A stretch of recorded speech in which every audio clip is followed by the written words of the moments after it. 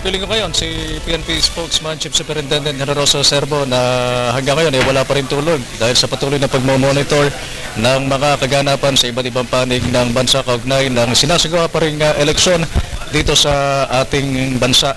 Sir, magandang hapon po. As of this time, kamusta po ang monitoring ng Philippine National Police?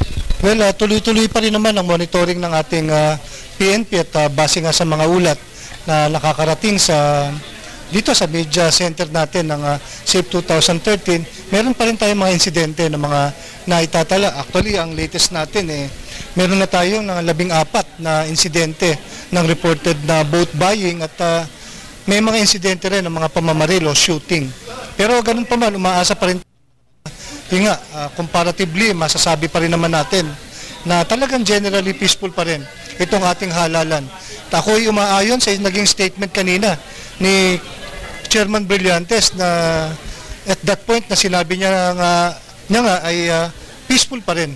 Masasabi natin successful, peaceful itong naging botohan natin sa araw na ito. Pero doon sa gawi ng Compostela Valley, I believe, sir, kung di tayo nagkakamali, yung pong convoy nitong si Presidential Advisor, Liaison Officer, Secretary Manuel Mamba, yun po yung pinakahuling insidente ng naitala nyo around 2 o'clock. Allegedly, inaambush yung convoy nitong si Secretary Mamba. Yeah, may report tayo sa Cagayan na yun nga, involving the convoy of Secretary Mamba at base nga sa ulat, napaputukan yung kanyang convoy ng more or less mga 18 yatang tama mula sa mga kalibre ng baril na inaalam pa ng ating mga PNP. Ang maganda naman dito wala namang naiulat na nasaktan at katunayan wala naman din si Secretary Mamba doon sa talagang doon sa sasakyan na binaril ng todo, no? Andun siya sa backup po kasunod na sasakyan. Pero ang importante po rito ay ito ngayon ay iniimbestigahan ng ating PNP sa Cagayan at pilit na inaalam natin kung sino man ang mga responsable dito po sa pananambang na ito. Sinisili po ba natin, General Serbo, yung ago ng politika dito sa insidente? Well, marahil tignan na lang natin later on pag talagang ganap na natapos yung ating pag-iimbestiga sa kasong iyan at but of course, isa sa mga anggulo na pwede natin tignan dito ay yung issue nga din ng politika. Kung ating babalikan ay si Secretary Mamba ay may kapatid na sa pagkakalam ko ay kumakandidato sa probinsya po ng Cagayan. Sir, pasado alas 5 na po ng hapon ngayon. We only have more than an hour para tapusin yung eleksyon. Panawagan po sa ating mga kababayan, lalo't nalalapit na yung pagtatapos ng eleksyon ngayon 2013.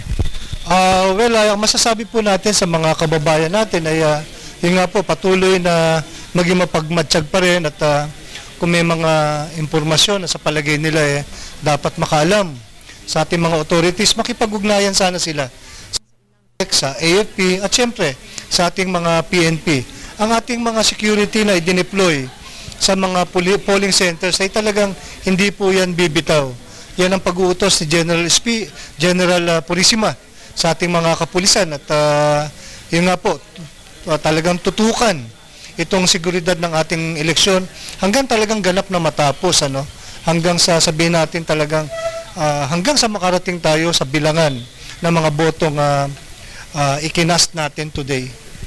Maraming salamat po si Chief Superintendent Generoso Serbo, ako opisyal na tagapagsalita ng Philippine National Police. At sa pinakahuling briefing na ginawa dito sa Media Center sa Campo Crame, ang nagsalita ay si Basilan Provincial Director Senior Superintendent Mario Dapilosa.